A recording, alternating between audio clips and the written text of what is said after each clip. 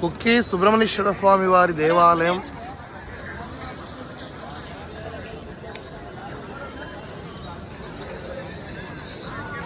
చాలా అద్భుతంగా అమోఘంగా దర్శనం అయిందండి.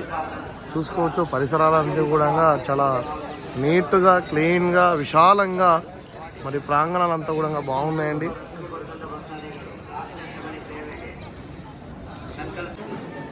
ఇది కుక్కి సుబ్రహ్మణ్యేశ్వర స్వామి వారి కుక్కి సుబ్రహ్మణ్యేశ్వర స్వామి వారి దేవాలయ ప్రాంగణంలో ఉన్నాము.